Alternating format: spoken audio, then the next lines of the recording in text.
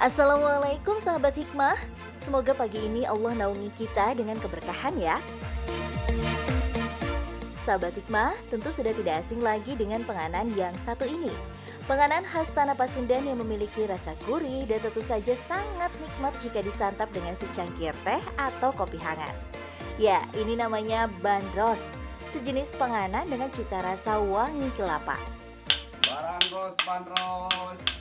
Abdurrahman atau biasa sering dipanggil Abah Dudun ini adalah seorang penjual bandros dari Desa Sawah Wetan, Kabupaten Bandung, Jawa Barat. Ia sudah 20 tahun lebih berjualan bandros keliling dari kampung ke kampung. Berkilo-kilometer jarak yang Abah Dudun tempuh. Berkeliling dari kampung ke kampung tanpa menggunakan alas kaki. Abah tidak memakai alas kaki apapun karena kontur jalan perkampungan yang berliku dan licin dan beresiko jatuh. Waktu ngiji usum hujan, leur, licin lah jalan. Tamang Dudun sampai ke adonan oke bung serat lah, gebis lah. Itu supaya saya nama gebis. Tah tidinya Mang Dudun malahan kompor oke ngagulutuk. Memang itu pernah terjadi. Di waktu itu Mang Dudun sampai sekarang lamun cek bahasa Jerman bang baungeun lah, kapok.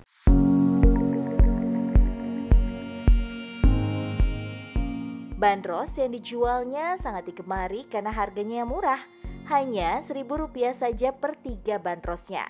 Selain itu, parutan kelapa bandros Abah Dudun sangat berlimpah, sehingga menambah rasa gurih bandros buatannya. Rasanya enak, banyak kelapanya, harganya murah, banyak pembelinya, orangnya ramah, menggemari anak-anak, suka mendongeng. Dagangnya gak pakai sendal. Kan hari baheula mah zaman raja. Ayeuna melibat presiden, kasih si raja teh kadung perang kali dua. Ya, Abah yang sudah menginjak usia 57 tahun ini memang mempunyai cara yang unik saat menjual bandros dagangannya. Tidak hanya sekedar menawarkan, Abah juga mempunyai cara jitu untuk menarik konsumen, terutama anak-anak. Selain dengan mengajak bercanda, Abah juga selalu bercerita kisah-kisah yang mengandung pesan-pesan moral kebaikan. Supaya kelak anak-anak ini dapat memetik pelajaran tentang arti dan makna dari sebuah kehidupan. Bahkan Abah sering mengadakan tanya jawab seputar kisah Nabi dan memberikan hadiah bandros untuk anak-anak yang bisa menjawab pertanyaannya dengan benar. Gini, yang pertama itu menarik perhatian anak. Kan kalau anak, wah sama Mang Dudun masuk diberi hadiah, sama Mang Dudun masuk diberi hadiah. Nah, dikasih yang secara islami, itu pendidikan dari agama. Misalkan gini, Nabi pertama siapa? Kalau Nabi Adam, bagus, hadiah 1 bandros. Nabi terakhir, Muhammad, ya bagus, hadiah bandros. Nah, misalkan gini aja yang bertanya, kumaha rugi henteu? Tergantung kumaha kawasa eta mah urusanana, balasanana mah. Nu penting kaiji menarik peminat anak-anak. Kedua, sedekah lah kita kepada anak-anak. Itulah alasanana. Sahabat hikmah, Rasulullah SAW telah memberikan teladan tentang kasih sayang kepada anak-anak. Dahulu Nabi sering berjalan berkeliling kota Madinah. Saat berjalan semua beliau sapa, tak ketinggalan anak-anak. Rasulullah bahkan mengusap kepala dan memegang pipi-pipi anak-anak tersebut.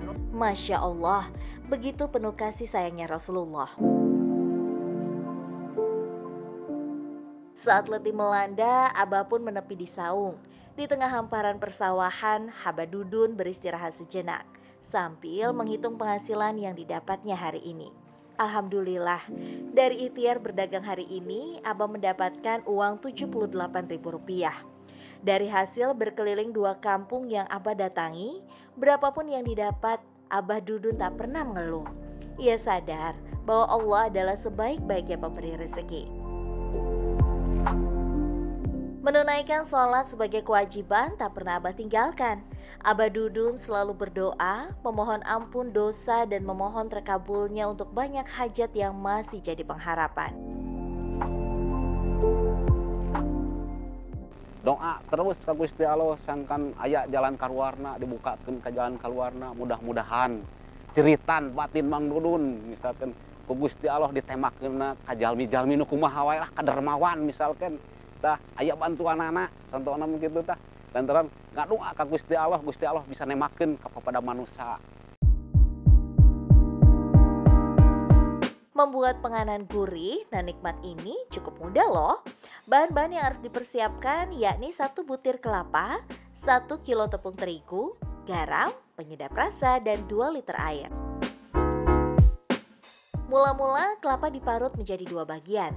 Ada parutan kasar kecil dan ada kelapa parutan besar. Hasil parutan kelapa ini ada yang untuk dicampur adonan dan ada pula yang dijadikan taburan di atas bandrosnya nanti. Parutan kelapa jangan terlalu halus ya, supaya tekstur dan rasa gurih dari kelapa ini lebih menonjol. Pemilihan kelapa tua lebih baik ketimbang kelapa yang muda, karena saripati kelapa tua lebih banyak dan membuat lebih gurih. Terigu yang telah dipersiapkan dicampur dengan air, kemudian diaduk-aduk hingga tercampur merata dan tidak terlalu encer. Jika menginginkan bandros ini lebih garing dan renyah, tepung terigu bisa diganti dengan tepung beras. Masukkan parutan kelapa kasar kecil, beri sedikit garam dan penyedap rasa. Kemudian aduk lagi hingga tercampur merata. Adonan pun sudah siap untuk dicetak dan dimasak. Margarin dipilih sebagai olesan cetakan panganan bandros dibandingkan menggunakan minyak goreng biasa. Karena margarin bisa menambah cita rasa gurih pada penganan berbentuk setengah lingkaran ini. Selain itu, olesan margarin membuat bandros berwarna kuning kecoklatan, tampil menarik dan tidak lengket di wajan. Untuk memanggang bandros ini, Abah Dudun tidak menggunakan kompor gas, melainkan kompor jadul berbahan bakar minyak tanah. Hal ini ia lakukan karena terbatasnya tempat penyimpanan tabung gas di gerobak miliknya. Padahal harga minyak tanah lebih mahal loh dan sangat sulit untuk dicari. Itu perkara itu diasupkan gogoda lah.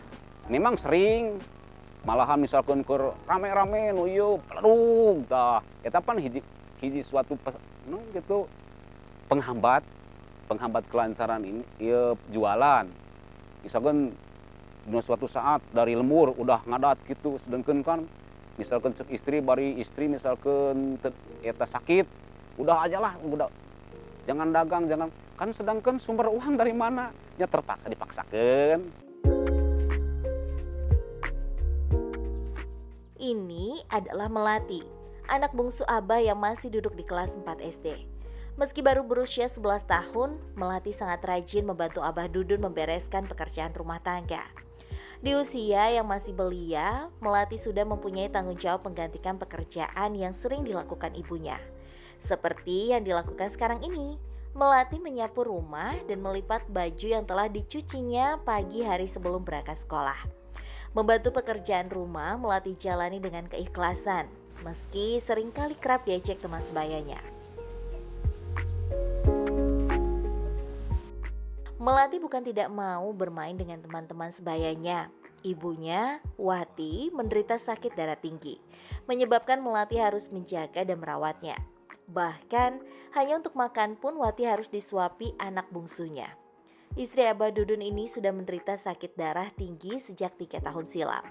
Jika tekanan darah sedang tinggi-tingginya, kepala Wati akan sangat sakit. Akibatnya Wati hanya bisa terbaring lemah dan tidak dapat beraktivitas seperti biasanya. Abah Dudun jarang sekali membawa Wati ke rumah sakit.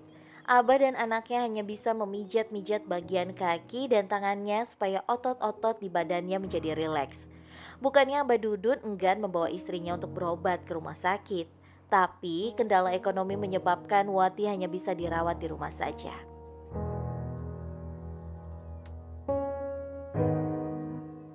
Dina waragan perkara ieu naon ieu kendaraan kan eta mengeluarkan iya biaya kan eta kan hasil Mang Dudun berapa dari misalnya sanak saudara tidak ada kan didinya nah, jadi Mang Dudun teh lain tidak mau mengobati istri tapi keadaan keadaan. Melati hanya bisa bermain dengan Abah saja. Bagi Melati, Abah menjadi teman sekaligus figur ayah yang selalu membimbing, menjaga, melindungi dan merawatnya. Melati merupakan anak bungsu dari 3 bersaudara. Kakak tertua Melati sudah menikah dan tinggal bersama suaminya. Sementara kakak kedua jarang pulang siang ke rumah karena kesibukan kegiatan kelas 9 untuk menghadapi ujian sekolah. Abah Dudun dan Melati memang insan-insan istimewa.